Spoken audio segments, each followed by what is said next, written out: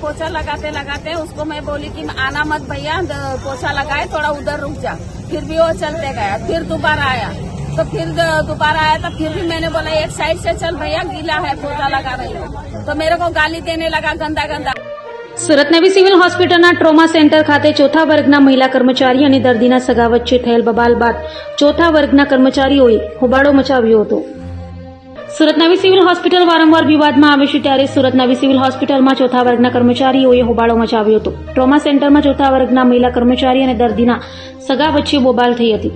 સાફ સફાઈ દરમિયાન દર્દીના સગા વચ્ચે બોલાચાલી થયાની ઘટનાને લઈ ચોથા વર્ગના કર્મચારી કામથી અળગા રહી પોલીસ ચોકી પર પહોંચ્યા હતા અને ત્યાં પોલીસ ફરિયાદ નહીં થાય ત્યાં સુધી પોલીસ ચોકી બહાર બેસી રહેવાની ચીમકી ઉચ્ચારી હતી। તો એ એટલું બધું જો આ બેનને એટલું કર્યું તો સેક્રેટરી ક્યાં ગયેલા? એમ એટલું ગાર્ડ ગલેજી આપતા હતા ત્યાં સુધી સેક્રેટરી ગાર્ડ ક્યાં હતું? સેક્રેટરી ગાર્ડને શાના માટે મૂકેલા છે? સેક્રેટરી ગાર્ડને શાના માટે મૂકેલા છે?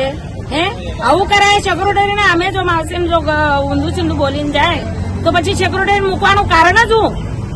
હે શું માંગ છે તમારી? આ તો અમારી માંગ એ જ છે ને, જે છે એ તમે બરાબર કરો। એ રોકડાનું કામ સેક્યુરિટી વાળાનું કામ છે, અમારું બોલવાનું કામ નથી।